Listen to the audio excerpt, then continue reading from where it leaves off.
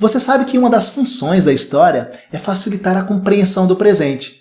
Por exemplo, através da história, podemos entender melhor como funciona a economia, a política, a sociedade em geral.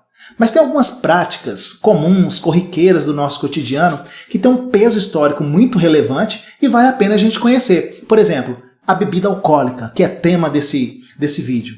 A bebida alcoólica no século XX e XXI, ela tem sido a grande vilã dos bons costumes. Por exemplo, ela é responsável pelas brigas na família, pelo divórcio, ela é responsável também pelas mortes que acontecem no trânsito. Então, meio que a bebida alcoólica se transformou em Deus e o diabo ao mesmo tempo. Nós vamos encontrar gente que a defenda e gente que a condene piamente. Será que é só eu que bebo?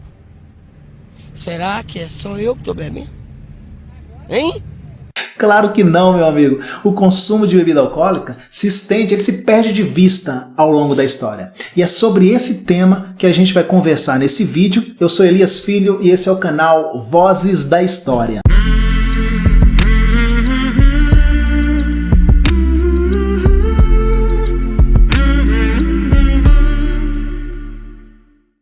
Pinga, cachaça, birita, goró, esguela gato, caninha, branquinha.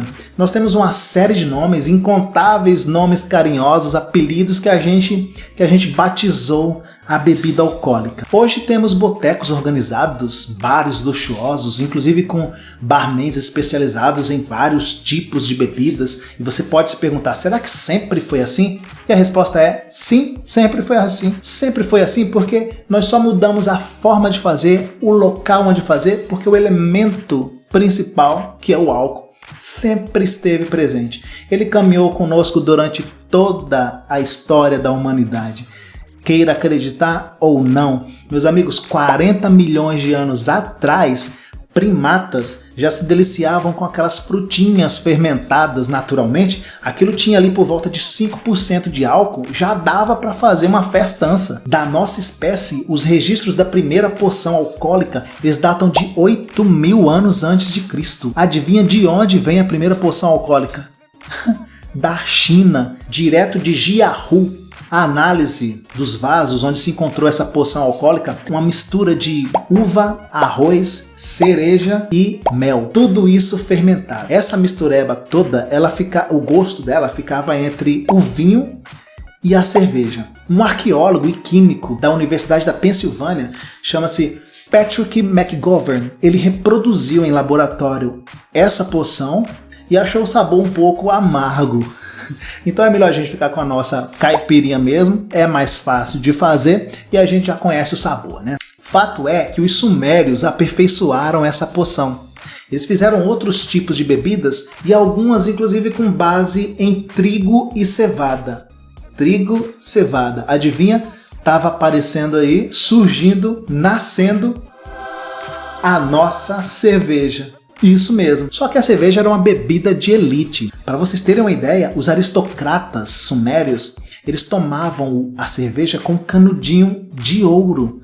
Era uma bebida extremamente elitizada. Só que não demorou muito tempo e essa bebida acabou chegando pro povão. Aí foi só festa.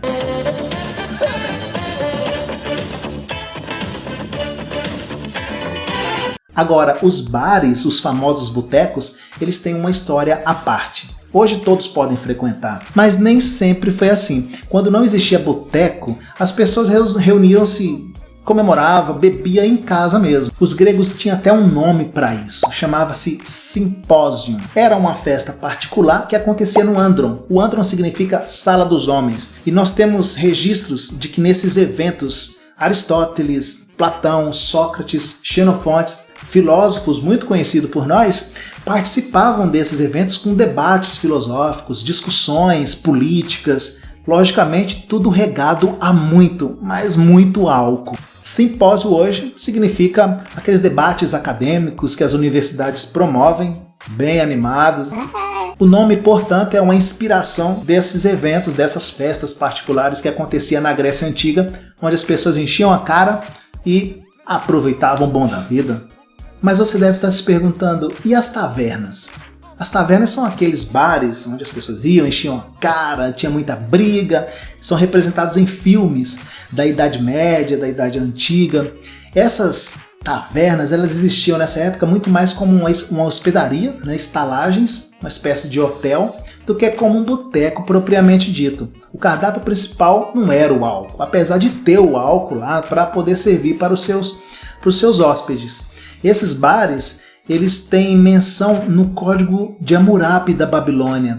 Nesse código de leis, olha que coisa, o dono do bar, ele tinha uma pena específica para ele caso ele adulterasse a cerveja com água. Já tinha muito esperto nessa época, adulterava-se cerveja com água. A pena para esse crime, sabe qual que era? A morte. Levava-se muito a sério, a bebida era sagrada mesmo. A morte, meus amigos. Só que ninguém que se desse ao respeito gostaria de ser visto nesses locais. Era um local de baixa reputação. Só que com o tempo, as classes mais abastadas, mais baixas, começaram a frequentar esses locais. Eram frequentados por viajantes, marinheiros que estavam de passagem na cidade, criminosos e até conspiradores que não queriam ser vistos ao ar livre ou em algum local da cidade conspirando contra políticos, contra o rei. Então eles escolhiam as tavernas, que era um local mais privado, onde ninguém ia incomodá-los em suas reuniões. Muitas revoluções, inclusive, foram tramadas nessas tavernas. Como somos muito criativos, nós começamos a incrementar, trazer alguns aperitivos para esses botecos, para essas tavernas, como por exemplo, briga de galo, jogos de dado, prostitutas, música. Enfim, nós começamos a fornecer mais opções para as pessoas que visitavam esses locais. Mas infelizmente, com a queda do Império Romano, essas tavernas elas foram sendo esvaziadas até que desapareceram. Depois da Idade Média, aí os bares voltaram a funcionar novamente. O mais antigo bar que nós temos em funcionamento hoje é o Ye Old Fighting Cocks. Fica em St. Albans, na Inglaterra. Pasmem, ele é de 1539. O bar tem quase 500 anos, meus amigos. 500 anos. Ele é mais antigo que o nome bar. O nome bar ele foi criado em 1590. 41 anos depois da inauguração do Ye Old Fighting Cocks. Detalhe que essa palavra ela não foi traduzida para o Brasil. No Brasil a gente utiliza a mesma palavra bar. E por falar em Brasil, o Brasil tem a sua própria história. Quando a corte portuguesa chega aqui trazendo inovações, trazem novas influências da Europa, novos costumes, a bebida é uma delas. Porque no Brasil já tinha as estalagens, as hospedarias, só que o brasileiro não bebia muito.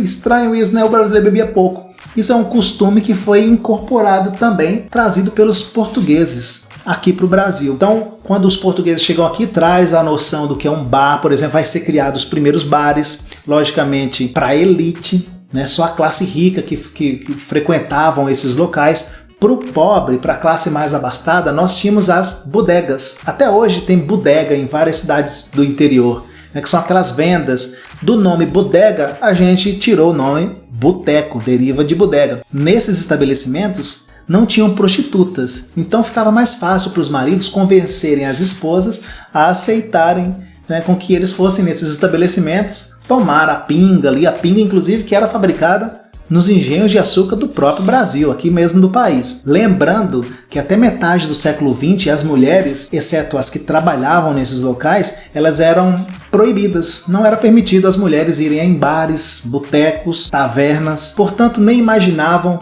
o que acontecia nesses locais. Provavelmente até hoje as mulheres não sabem o que acontece em um boteco.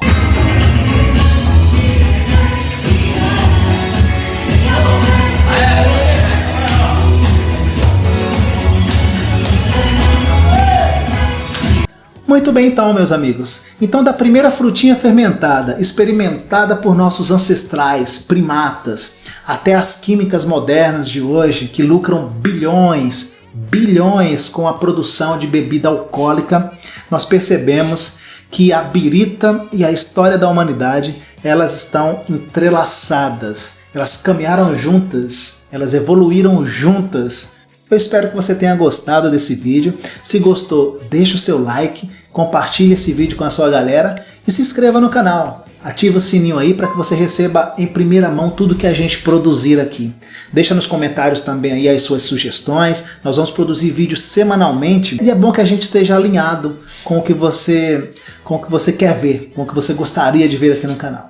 Um forte abraço e até a próxima.